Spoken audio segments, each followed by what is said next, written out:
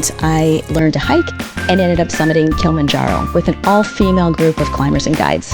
Female immigrants sometimes encounter. You don't always have your own visa. So I was on a spousal visa at the time, so I didn't have legal right to work.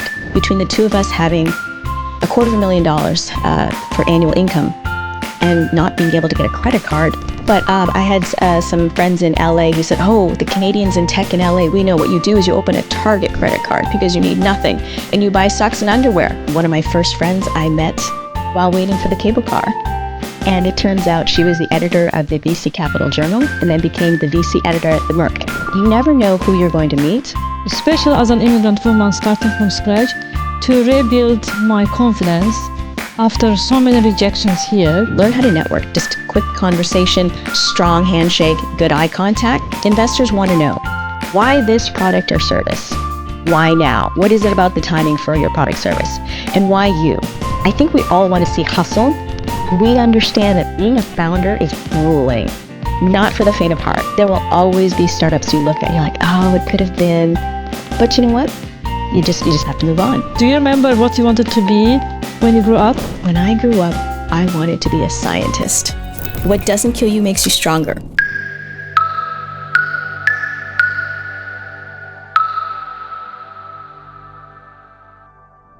Hi everyone, I am Aytakin from Verso Talk podcast show. Verso Talk features immigrant women investors, and the goal is to educate all immigrants on investment, fundraising, and everything about money management to help them become financially free leaders in America. Today, our guest is Jennifer. Jennifer is a Femigrant, which means female immigrant from Canada, and she is an angel investor working at West Coast Angels Network. Hi, Jennifer. Welcome to the Verso Talk. Hi, Aytakin. It's so wonderful you to have me here. Thank you so much. Thank you for coming. Jennifer, please tell us about yourself. As you mentioned, I'm a Femigrant from Canada. My background is enterprise SaaS, so I'm a consulting and partnerships pro, previously with digital transformation with DocuSign. Before that, I was in big data, infrastructure, and supply chain. I'm coming back from a career break, family travel and challenge, and I learned to hike and ended up summiting Kilimanjaro with an all-female group of climbers and guides.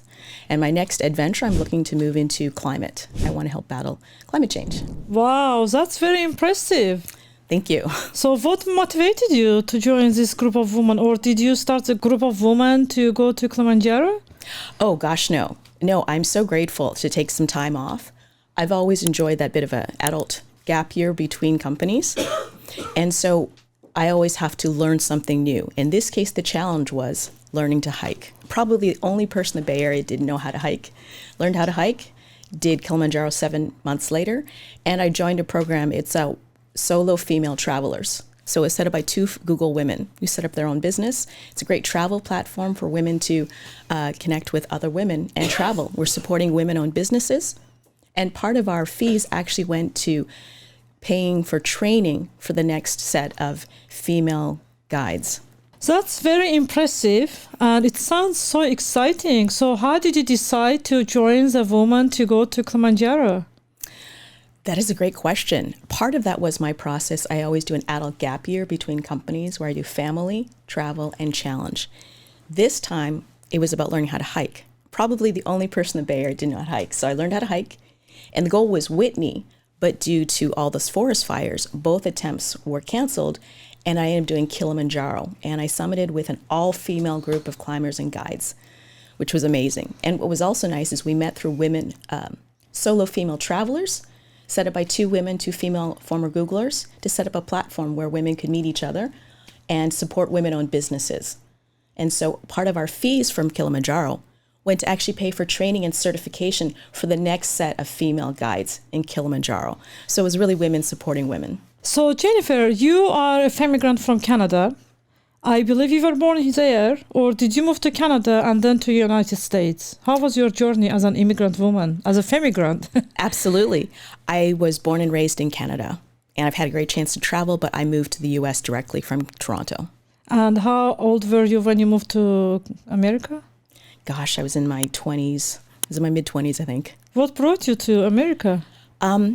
Just like Femigrant is a great portmanteau. I was with my husband, and he really wanted to be in Silicon Valley. So I joined him, and I think something that female immigrants sometimes encounter, you don't always have your own visa. So I was on a spousal visa at the time, so I didn't have legal right to work.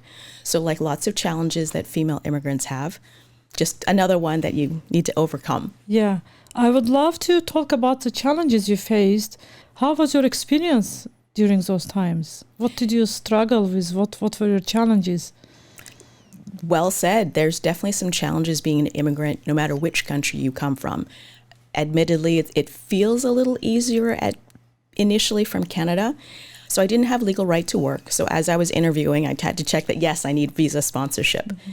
Interestingly enough, though, I wasn't able to open a bank account. And I remember being at B of A and talking very politely, explaining I just need an ITIN number, which I had. The person had declined. I gently pushed a printout from their website saying that you need a social security number or an ITIN and birth certificate. And she went talk to her manager, still declined. Oh, what? That was interesting. Yes, certainly as we go on, you remember moments of when you can develop customer loyalty and some points which are not as much. Another thing was credit score. So I didn't have a credit score. And I remember between the two of us having $250,000 for annual income and not being able to get a credit card. My VP, who is from Ohio, who's very familiar with Canadians, we were talking about it, and he said, "Do you want me to co-sign your credit card?" Oh my gosh, I can't believe it. But yeah, my VP co-signed my first credit card. Amazing. And so that's how I got one. So we had similar experience, and believe me, in most of the developing countries, there is no such thing as credit score. Absolutely, it must be harder. Yes. So when we came, we went to the bank and they said, "What is your credit score?" And together with my husband, we just landed here. No idea about that. Amazing. And we're like, credit score? We look at each other. We look at her like, what is it? They're like, oh, you have to have a history. You have to purchase blah, blah, blah, saying all this stuff. And we're like, we just landed 3-4 days ago. We don't have credit score or history back in our country. And the same issues, they are like, no, we cannot give you help you to open a credit card here. You have to wait at least for 1 year. Crazy. I hope it's better now, but I had some friends in LA who said, oh, the Canadians in tech in LA, we know what you do is you open a Target credit card because you need nothing and you buy socks and underwear for 6 months to build your credit. I didn't know that. Apparently he didn't have a VP who offered to co-sign his credit card. I wish I knew about this Target before. This is so funny to me now. You're welcome. I will tell all this to all newcomers. Go to Target. Thank you, Bill. This is really great.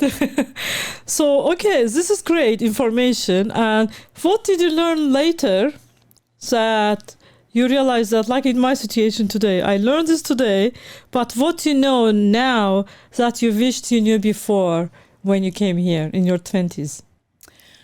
Oh my gosh, there's so many things. Where to start? I think one of the things that really hit me as an immigrant, that hits everybody, I didn't have a network. Mm-hmm. And my partner at the time was a bit of an introvert. So I didn't know my neighbors, didn't have a work set up yet.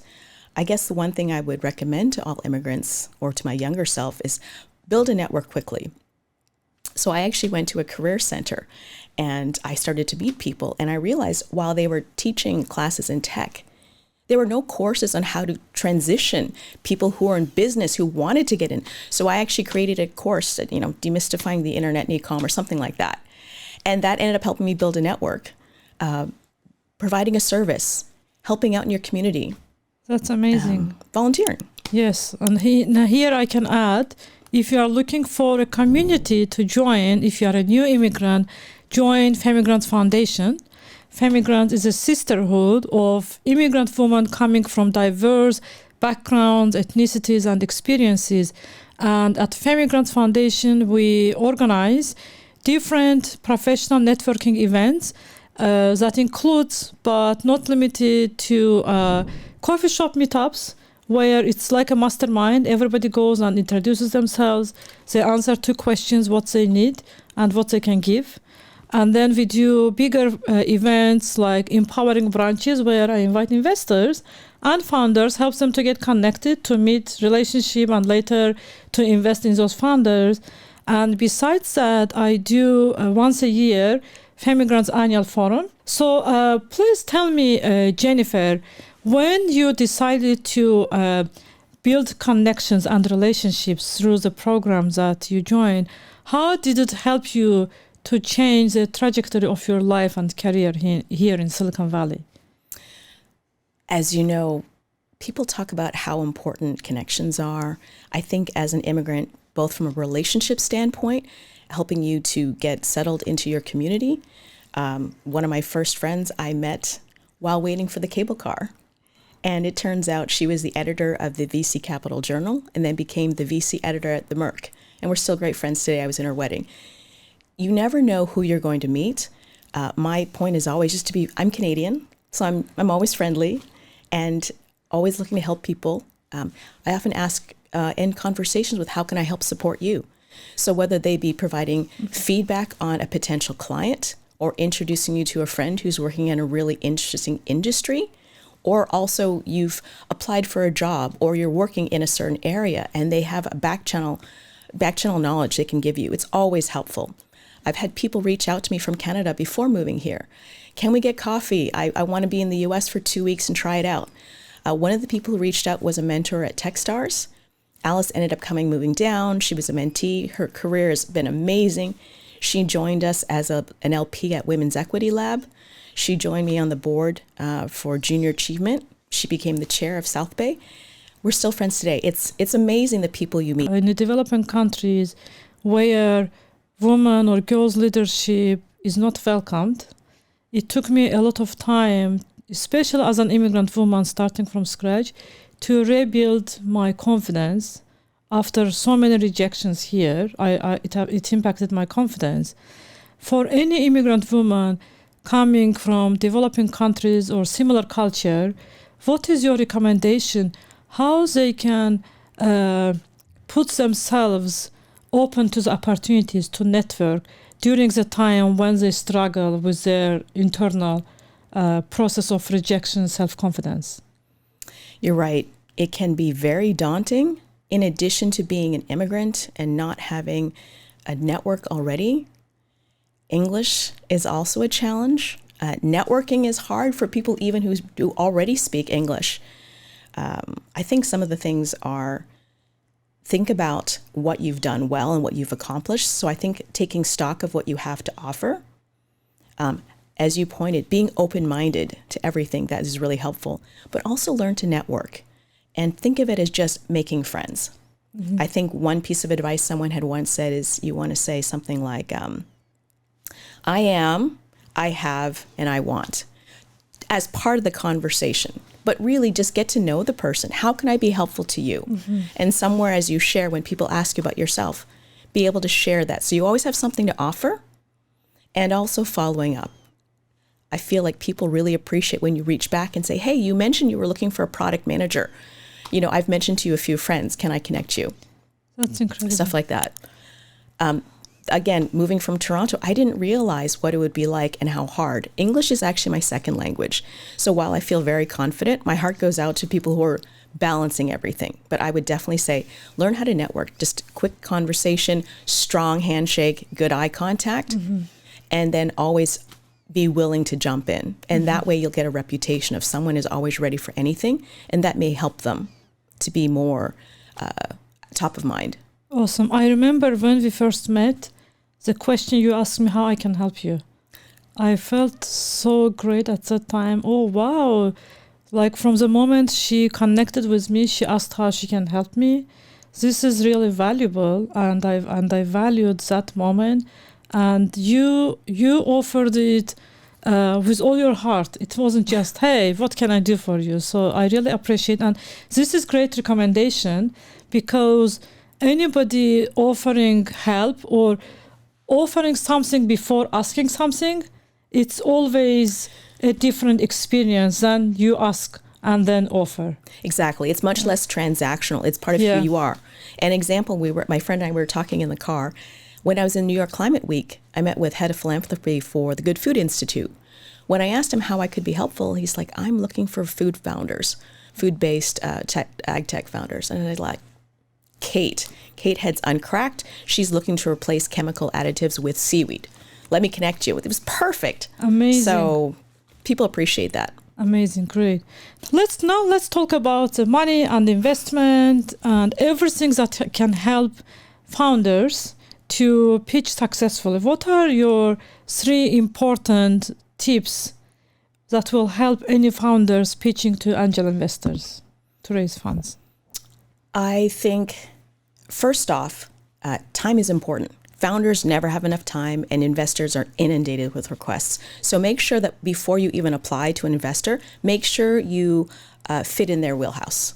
So I was just talking with a female founder. Make sure you have already values and goals alignment. So for example, for West Coast Angel Network, we are looking to support underrepresented founders. So do you fit in that? Is one of the founders, this leadership team, woman, person of color, for example? Are you based in the US or Canada? Do no harm. So you want to look up different things to make sure that you fall in there. So save time, be targeted in your approach. The second is to focus on the 3 really core principles. Investors want to know why this product or service? Why now? What is it about the timing for your product service? And why you? This is where it really helps to have a great origin story. So for example, Stojo, a reusable collapsible coffee cup, food. It was 3 dads in Brooklyn picturing their kids growing up in a world of, single-use plastic, single-use coffee cups. Great image. Mm-hmm. So we want to know why you're passionate about it. So having a great origin story as well. But at the end of the day also, just remember, investors are always going to want to know why this product or service, why now, and why you. And what type of personality do you value in founders? That's a great question. I think we all want to see hustle, first of all. There's no doubt about that. When I look at the founders of different investments, very different, but what they all have is incredible drive. We understand that being a founder is grueling, not for the faint of heart. We want people who are in it to win it. So they've got to have that determination and that hustle, but also intelligent. There's going to be different decisions, different challenging situations that will pop up. Is this person nimble? Can this person pivot? Or is this person so locked into this idea that they're not able to look at the bigger picture, take a step back, pivot, make it ultimately successful? I think we look for track record. That is something that's helpful. But we have also invested in first-time founders. We feel like they're really intelligent. We talk to their advisors and their investors. Really proud, for example, Rajul, Zora and Stephen Chung. One of their investors said, they don't just go to these conferences. They're moderating. They're leading the direction of their industry. Mm-hmm. And in terms of due diligence, when I'd speak with advisors, they instantly knew who I was talking about. They knew them already. Mm. So there's a lot of things that we look for. It doesn't have to be one thing, but I would say hustle, intellectual curiosity, and being flexible. So when you meet the founders first time, or when they cold pitch you, what questions do you usually ask them? First, to better understand their personality. Second, to know how they lead the team. Great questions. I think you learn a lot when you just ask people to introduce themselves. When you ask them, how did you come up with this idea? How are you building the team? Something I often like to ask is, how do you celebrate? You want to make sure that these leaders know that these team members are real people. Mm-hmm. People perform better when they feel comfortable raising ideas, brainstorming. So you want to make sure that these people have a bit of fun, can roll with the punches, because ultimately team members are not going to stay with a leader that doesn't embrace all sides. Yeah. So when you ask the question, how do you celebrate? What answer is the best answer? Interesting. I'm not sure that there's a best answer. Sometimes it's a team celebration, meaning it's out in a park. Sometimes it's a happy hour. Sometimes it's getting into the office and inviting all of the friends. Sometimes it's a trip. where they're celebrating on an offsite. I don't think it really matters so much, but what are they doing? Do they put a lot of thought into that?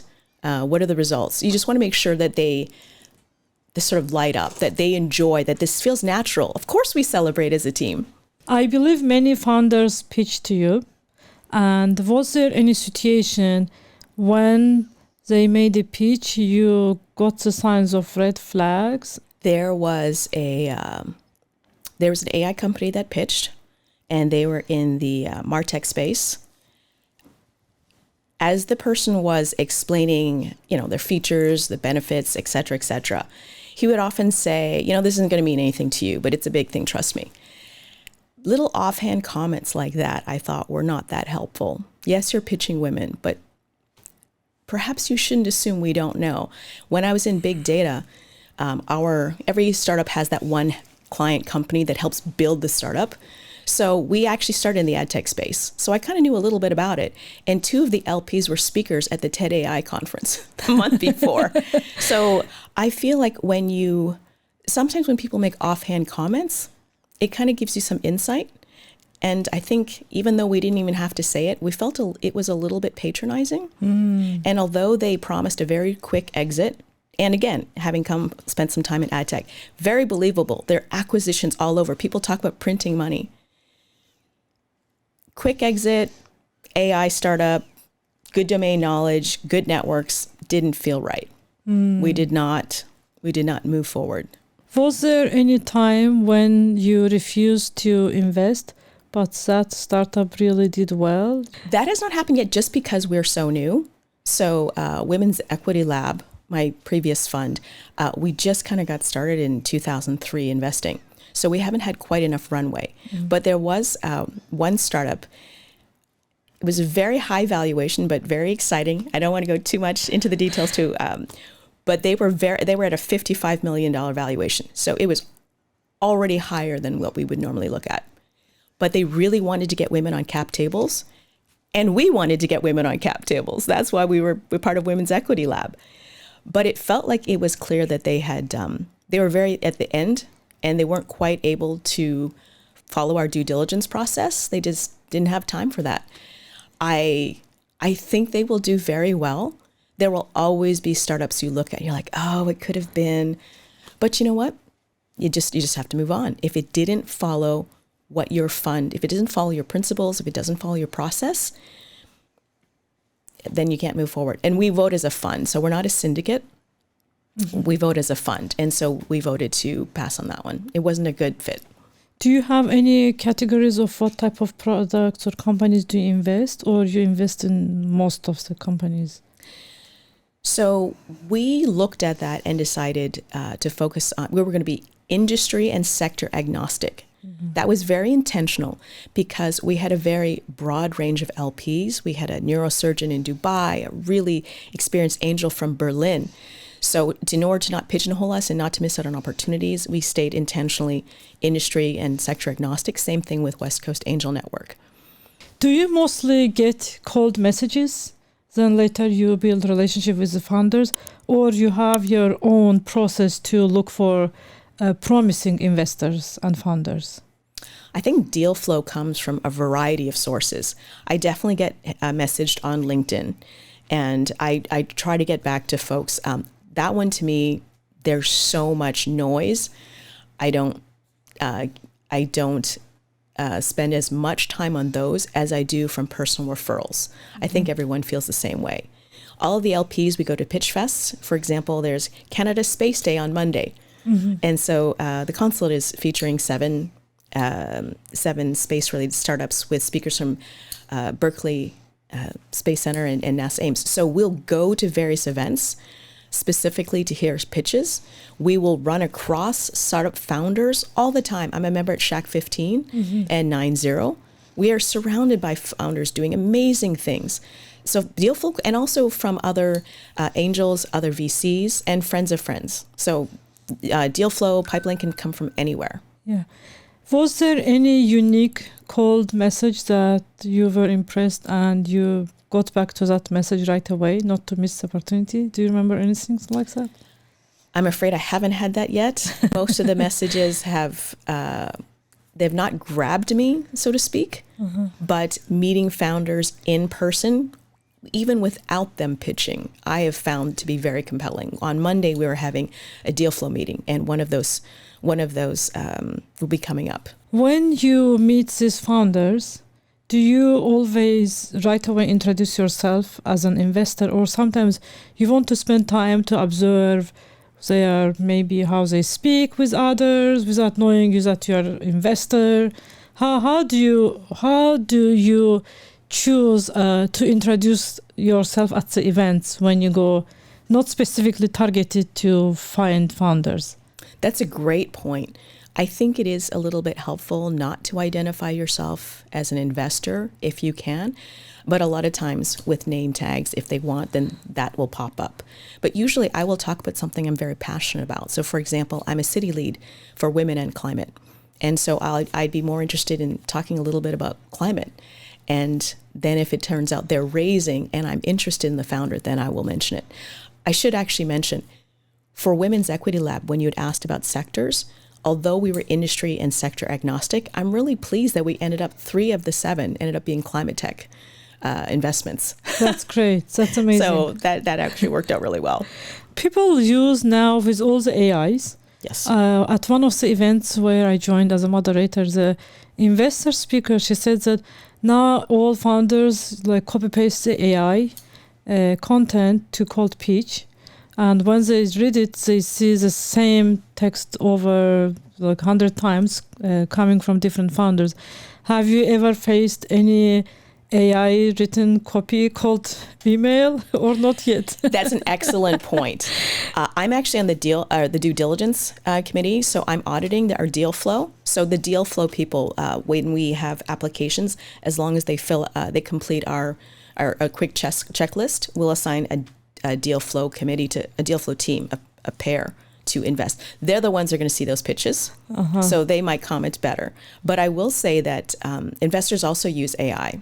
So a great story I heard from a very experienced angel, I think Dan Ellis, he would talk about, sometimes you can't attend everything, but they'll send you the pitch deck. He'll just scrape and paste, put it in. The important thing is the primer. You are an early stage angel investor. You are looking for, these are your sweet spots. Surface for me or show me the top prospects that I should look at and why. And I thought that was phenomenal. Even events you can't go to, the content goes in, and then it'll surface what you should be spending your time on. Great.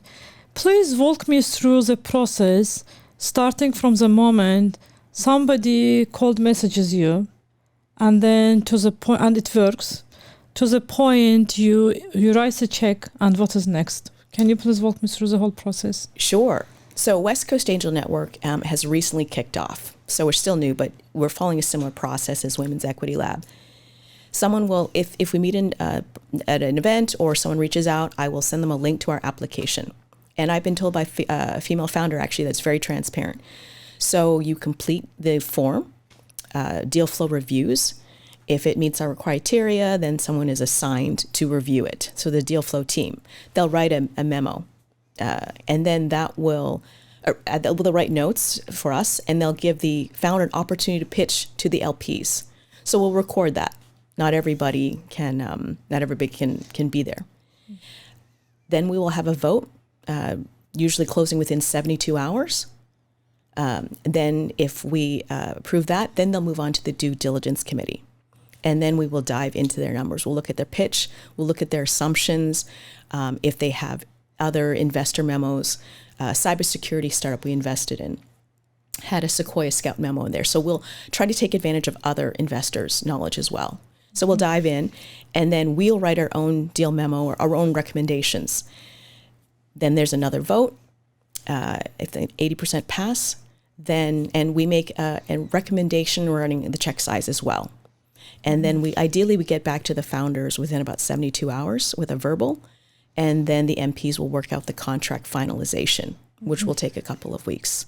So it could be 4 to 6 weeks. Okay, to complete the whole process. Right. Assuming yes. Are you also involved as a mentor? Yes, it depends on once we fund a startup, they also have access to our bios. So they can ask for anyone. So we have a relationship owner for each. So for Women's Equity Lab, we were excited to invest in a cybersecurity startup with a female founder, Jackie Peters, Blind Insight, and I'm going to be their relationship owner. Great. And so it's up to that person to help find out what the startup needs and see how we can help support that founder.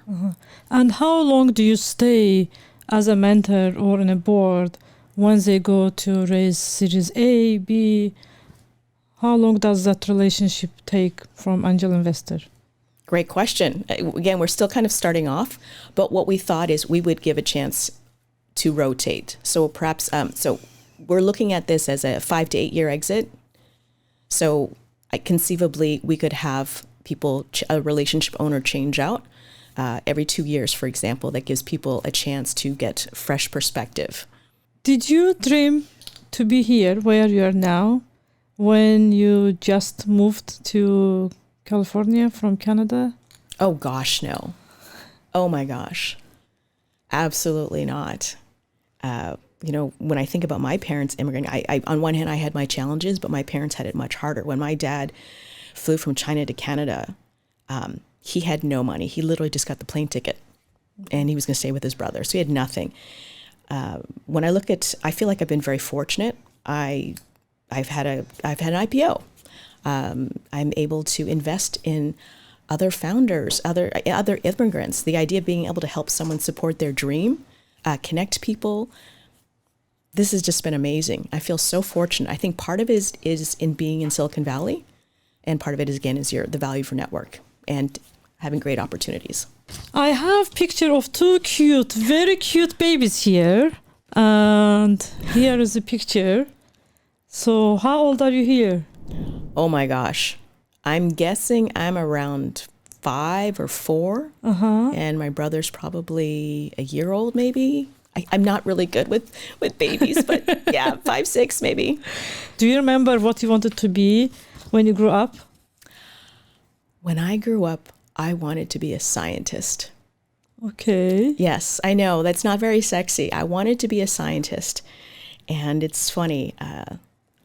I always joke there's 5 acceptable Chinese vocations: doctor, lawyer, accountant, engineer, and swing, maybe teacher, maybe as long as grad school's involved.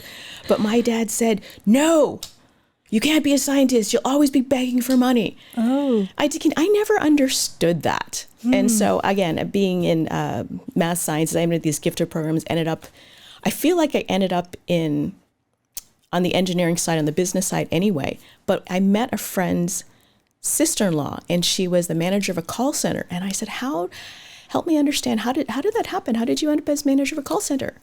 She, I was a scientist and I was working, and all I did was fill out grant proposals all day long. And I just thought, oh my God, this is what my dad meant. God. So I ended up in tech after all, but on the business end. Oh my God. And I did get to meet a scientist who was just asking for money. Do you remember your emotions when your dad tried to change your direction from being scientist to move to tech or other jobs? I don't exactly remember when I was a kid. I think I was just getting used to hearing no a lot. I think as you grow up in an immigrant family, you don't have a lot of money. Whatever's important will happen. But I think at the time it was just another no.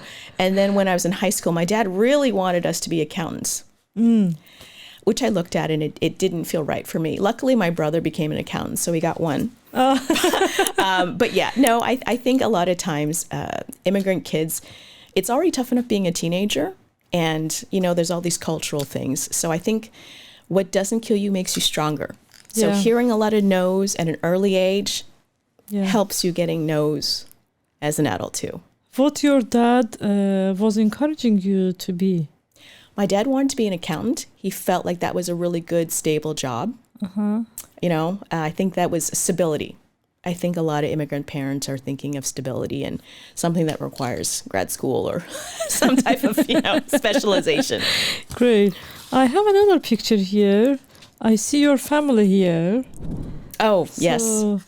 I believe this picture you took when you graduated college? Yes, right? so that I graduated from Western University in London. And so after my first year, I'd done really well in math and psychology and realized you don't really get a job with just math or psychology. I switched into business, which was a little challenging since I've been doing advanced maths and sciences. So I'm doing T accounts for the first time at the age of 20. But I graduated with a degree in finance and economics, which I felt was just a good start. As a format of the podcast, you can ask me one question, but I will tell you what questions I have already answered, so it will not be repetitive when people watch. I was asked about the goal of Verso Talk, the goal of the Femigrant Foundation, where I see Femigrants after 5 years. That's what I was going to ask. One of the questions I was asked today, what is my goal for my family and my personal life? But you can ask anything else besides these questions because I already answered them. Aytakin, I would like to know, you've had an incredible journey yourself. I mean, the things that you've already accomplished. What would be something, whether it be your Femigrant's journey or as a female immigrant here in the Bay Area, what would be something that really surprised you, or what do you wish someone had told you? That's great question. I wish someone had told me the tips that you just shared. Build your network, connect with people, ask for help. When I came here, I still struggle with it. I rarely ask for help. I understand. So I mostly take most of the workload to my own shoulders, and later it really impacts to my health and everything. So I am still trying to learn ask for help, but I know now that when I ask for help, people are there to help me. There are so many great people around me and in the world. When you ask, they help. So I am practicing it, still trying to ask more. And the other thing, I wish I knew how to network better, because when I started here, I had really challenging experience. Like you, I didn't know anybody, no friends, no family. And it was just me and my husband. We didn't know where to start, how to apply for jobs, who to ask for help. I wish I knew all these missing parts when I started, how to write a resume, how to ask for help, how to go to events, how to speak, introduce yourself. Right now, when I go to events, I am more strategic. I listen more than talk more because I love to learn about people in front of me to understand, maybe, as you said, how I can help them, how we can collaborate together.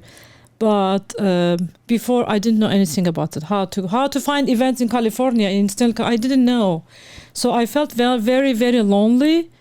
It was really challenging experience that led me later to build a community of female immigrants, to help them to build a network, to find great women like you, to learn from them, build relationship, find founders and mentors, coaches. So that is the goal. I turned my own personal journey into the big mission to help immigrant women. So I wish I knew it before. So well said. That's amazing, Aytakin. I completely agree. It's hard when you first land here. And also being female, Asian, and Canadian, I feel like I'm sort of naturally very modest. So going out of your shell to network. But amazing what you've done. And I truly value that. That's also one of the things as an organizer for San Francisco Canadian Expat Meetup. Again, it's about your network and helping other people who are in your position too. That's amazing. Thank you. Thank you. So now we are ending our conversation here. I would like you to share your advice, maybe top 3 tips to immigrant founders. Let's focus, maybe make it more targeted. Any immigrant founders who need to pitch. I think what would help female immigrant founders to be successful is, number 1, be tenacious, have hustle. Having that belief in yourself will come out. I would say be smart. So be very targeted. Time is money. So think about who you're applying. Do you fit well? Look at their other investments. Look at their portfolio. Do you fit well in that? And then again, be very specific, be very compelling about those three things. Why this product or service, why now, and why you. So that's what I would say. Awesome. Thank you so much. It was such a great conversation. I really enjoyed it. I appreciate your time to come here to our studio. Today, our guest was Jennifer, a Femigrant, female immigrant from Canada, and she's an angel investor. Thank you, Jennifer. Thank you, Aytakin. So excited to be here. Thank you for having me. Thank you.